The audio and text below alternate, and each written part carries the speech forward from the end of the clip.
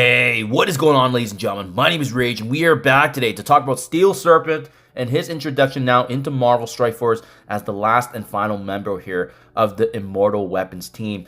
His offers and actual red stars came into the game yesterday with all the recent updates, so this may have been missed from you folks, but make sure you guys head over to the Elite Store to get his easy 7 red. Take advantage of the promotional period as always, as this is a nice way to get these characters all the way maxed up, even if you don't have their character shards yet. I mean, the red stars is just nice to take a look at while we have that chance to take advantage. So in today's video, guys, we're going to be taking a look at his kit. We're going to be taking a look at the T4 upgrades preemptively. Remember, with him being slotted as an Immortal Weapons team member, they're intended for raids, and especially since we have, you know, the Annihilation raids every day. And remember, this character and this team is going to be part of the Chapter 3 Stormbound category, which is also going to be part in the future rendition of these Thunderstrike raids coming very, very soon. So they're going to have immense value right away, but obviously usage in the daily raids because of their slot in the game. So without further ado, guys, let's take a look. What is going to be necessary for making sure that this character operates and is working smoothly with the rest of his team members, as well as his best ISO-8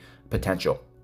Steel Strike's basic ability, he's going to be attacking the primary target for 120% damage, as well as chaining to additional targets that are adjacent to the primary.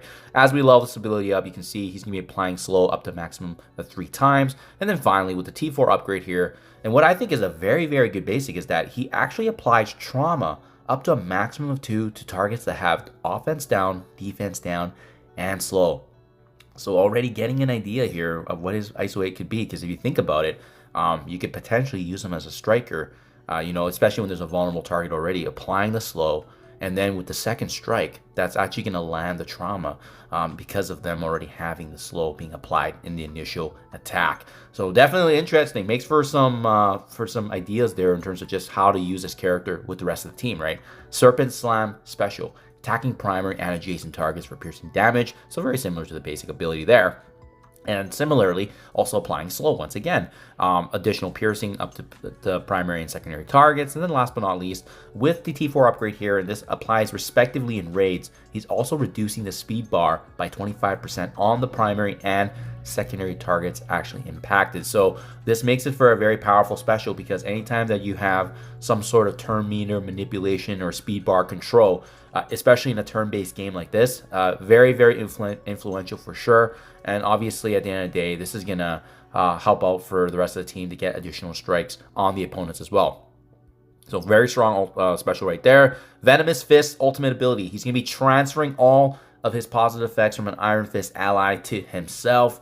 So basically ensuring that, you know, those buffs are kind of shared between the three of them, I guess, right? Because the Iron Fist ally would count as the other 2 as well. Attacking the primary target for 200% piercing, and applying once again that slow attack mechanic that we've seen in both the basic and the special. On kill, he is going to be applying +3 slow up to maximum 3 times, additional piercing damage. He's going to be dealing percentage damage per positive effect on him. So obviously more positives on him equals more powerful damage that's going to be inflicted on the enemy. In raids, once again, there's going to be some extra bonuses being applied. First and foremost, he clears barrier from all enemies, so that's a nice little value add. But in raids, he's going to be reducing the duration of all positive effects by 2 on enemies, which includes Safeguard, as that is not exclusively excluded here. Okay, and then we also have the T4 upgrade here, which is 100% piercing to the primary target. But on kill in raids, he's going to be reducing all enemy speed bar by 25%. Once again, very, very similar to the special ability there. So the special reduces speed bar, and on kill, the ultimate also reduces speed bar. So this is huge, guys. He's going to be really controlling and manipulating the turn meter here, which means, it remains to be seen, right? Obviously, we'll see what the nodes look like for the Thunderstrike raids, but they could have a lot of control, and you obviously need to play it as opposed to simming the battles and raids. But I mean, these are just some very, very powerful abilities, especially when there's anything relating to speed and turn meter control. So a strong T4 upgrade here. We're very similar to the special right there. And then the Way of the Serpent passive ability. So when 1 or more enemies with slow is attacked, and remember, each and every one of his abilities applies that slow, he's going to be reducing the primary target of that attack's speed bar by 5%. And then we also have in raids, reducing speed bar as well by 5% for all enemies instead. So applies outside of that for sure. And, there's a bit of value outside of the raids, but obviously where you get maximal output and value is going to be in Rayge, right? When one or more enemies, once again, with slow has a duration 3 is attacked, the ability block is actually going to stick on there. So this is where stacking those slows are going to matter, because once it hits 3, that's when the ability block actually lands on the primary target, and that's massive, guys. That's an it's nice to be able to spread those ability blocks around, especially when you're just stacking on the slows as well. On a Immortal weapon ally, gain assist now, so he's going to be assisting with those attacks right there.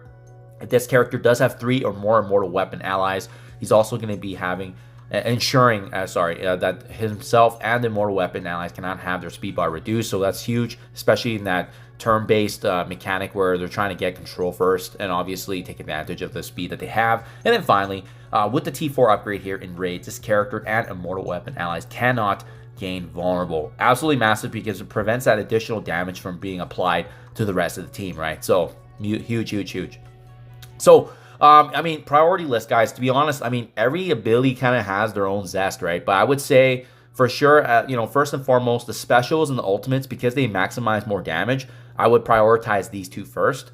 But the passive here is also very, very good because of the fact that it prevents vulnerables, and obviously this really applies in Rayge. So if you're not focusing Rayge right away, you can probably stop at the level 4, but this is a pretty big one because this is a Rayge team at the end of the day, and we know with Thunderstrike, the new raids coming around the corner. This is going to have immense value, especially this is kind of where it's situated. And then the Striker ISO-8, I still think it's a very good one, and as well as applying trauma, but it's not going to be needed to make sure that his kit functions, right? His special, ultimate, and passive, him applying slows, ensuring that there's going to be that chance for the ability block once it stacks up, it's going to be massive. So for that reason, guys, I mean, there's a couple things you can do with this ISO-8. He can definitely be a raider, given that he has piercing damage and applying vulnerables across the board. But seeing as how he's also assisting in attacks too, usually when there's an assisting character, their best in slot is actually skirmisher. So he's also reducing buffs as well on the enemies, right? So I think he can actually be 3 potential ISO-8s. He can be a skirmisher, a raider, as well as a striker. And it kind of just depends on your team mechanic. I think the best use of him is likely going to be starting off with a skirmisher / raider, and then if you want to get into the nitty gritty of actually sticking on the trauma through the attacks, that's where you can get a little spicy with the Striker ISO-8. So that's my 2 cents, guys. Do let me know down in the comments below what you guys think, and don't forget to claim the red stars and take advantage of the promotional period that we have. Thank you for your time as always, and I'll catch you guys in the next one.